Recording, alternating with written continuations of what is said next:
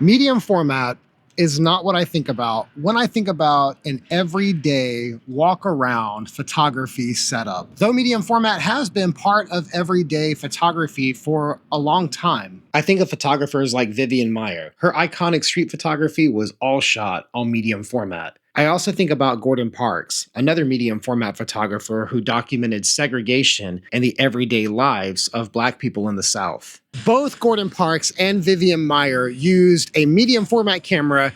It had a square format, a 1:1 aspect ratio. It's a 6x6 piece of film. Now, both of them used a Rolleiflex, and Rolleiflex had a few different lenses in it. The one that was the most desirable, still is the most desirable today, is the Zeiss Planar 80mm.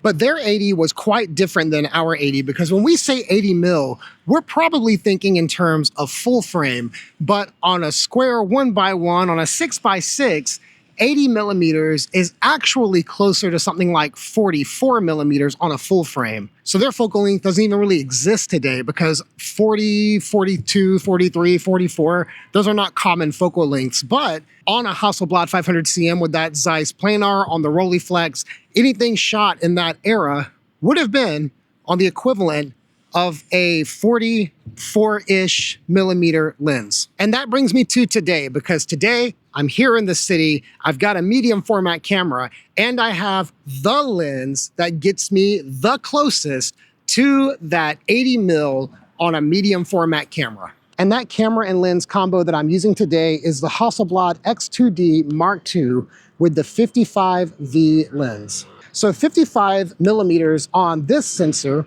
is about 43 millimeters equivalent on a full frame camera. And we've already established that 80 millimeters is the equivalent of about 44 on a medium format film camera.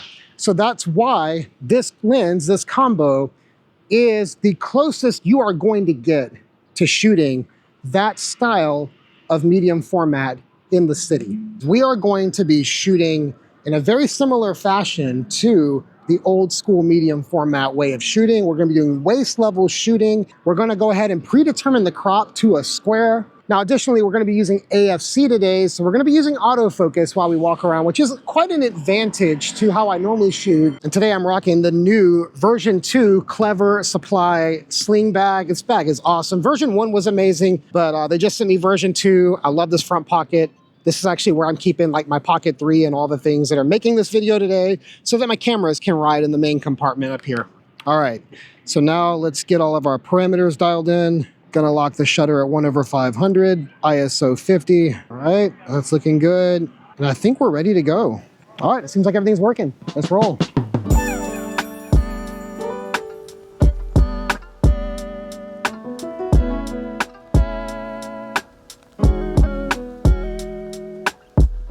With the tilt screen out, I'm able to shoot waist level just like I would on my 500cm. I'm a bit uncomfortable with this focal length in the city, but as I'm getting warmed up, I'm noticing that I'm able to reach a little bit closer while being a little bit further away. This is especially nice because you don't have to feel intrusive on anyone or anything that you're making your subject. And compared that to a wide lens, well, this is actually really nice.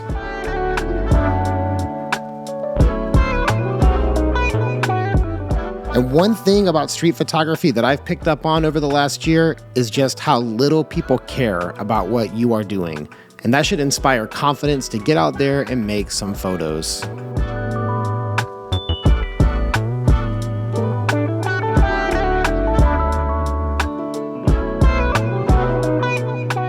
All right, so a couple of impressions and observations. First, I feel like a total tourist out here because I'm carrying this bag with this camera, just walking around. This isn't my normal setup, so I feel really funny. My second thought is that using a camera with autofocus, and trust me when I tell you this autofocus is dialed.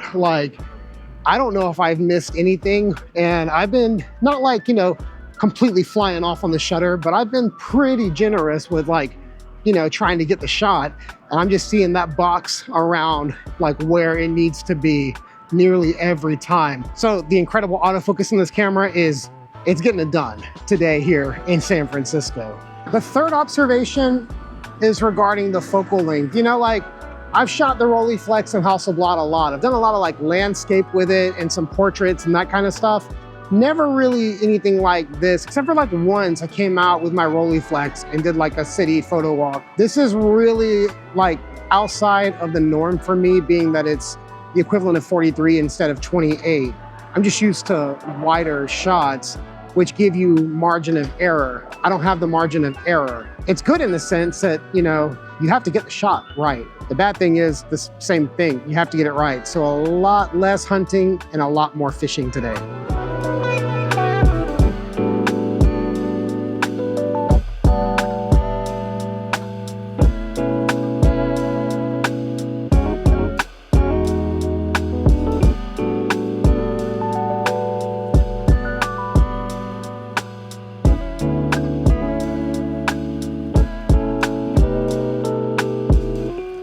There is this scene right here that I have just been waiting and waiting on. Hunting and fishing. This is fishing. Here's the fishing hole. Maybe I got it that time. I feel like it can be better. I feel like maybe it'll be better even like more over here. Maybe something like here. This would be amazing. Oh my God, come on, dude, come on. There's this doorman, he's in a suit. The lighting is cool. Come on, come on, come on. Oh, no, not quite. When you're hunting, you're just moving around and you're looking for something. When you're fishing, you see something and you're waiting for it to bite, like I'm doing with this doorman at this spot. So yeah, that may or may not have worked. I'm not like trying to review all the photos right now. I'm just trying to move around. Look at this dude. Heck yes. Hold on. This dude right here, but he's got to walk into some light or silhouette. Oh man, I may have just gotten the silhouette. But we're not going to know until we get home.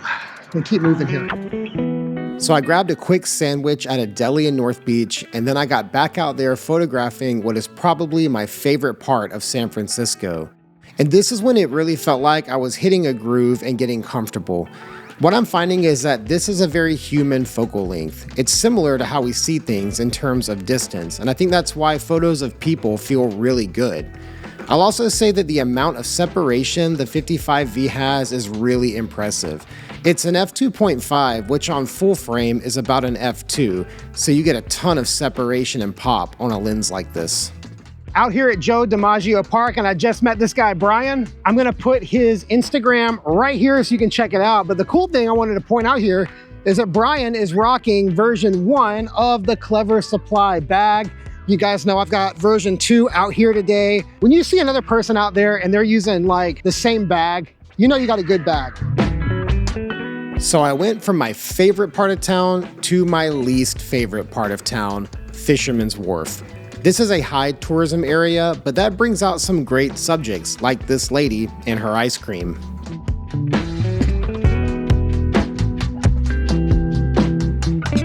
And you obviously have to get that iconic shot of Alcatraz.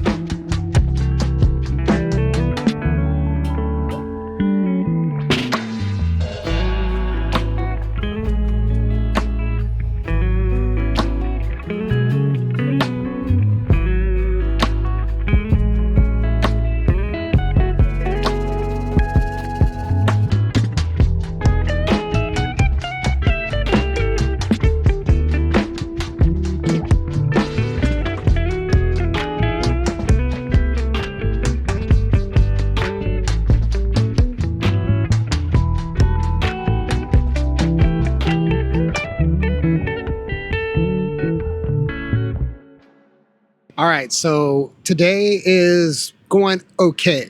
I wouldn't say like today is like gonna win me any awards with my photography, but I have a couple of shots that I'm very happy with that I feel like are like represent how I shoot. When it comes to this kind of photography, the biggest thing you have going for you is your ability to observe and constantly just like be taking note of interesting things happening around you, interesting people, doing interesting things, weird coincidences, all the things that make street photographers amazing. That's a skill set that I've never really truly refined, but I really enjoy being out here working on that skill set anytime I get.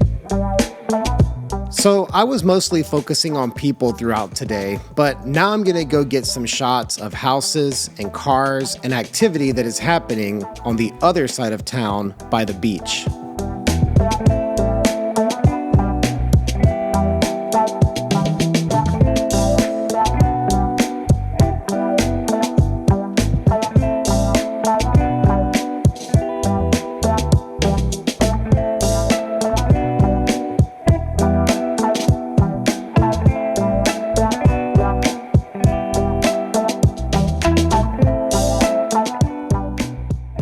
here in Sunset. Met up with my friend Jason back here, and we're gonna walk around a little bit and continue shooting on this 55V.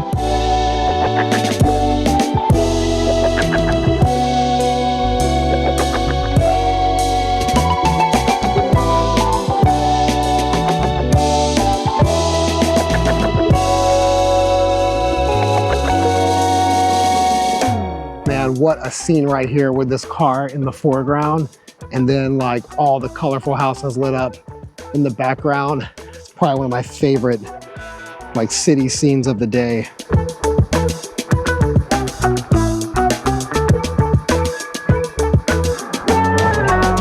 So I'm finding the 55V to possibly be a one and done lens for this system. Just like how 80mm on the old medium format cameras were all that they needed, I can see this lens being all anyone needs if they're looking for a solid modern medium format setup. You know, the last thing we want to do is perpetually chase gear. We want to make photos, and I was stoked having a day out with this classic and iconic, though these days unusual focal length, and I hope you enjoyed the day out with me and the photos that were made. Be sure to like this video, hit that subscribe, and stay tuned for what's next.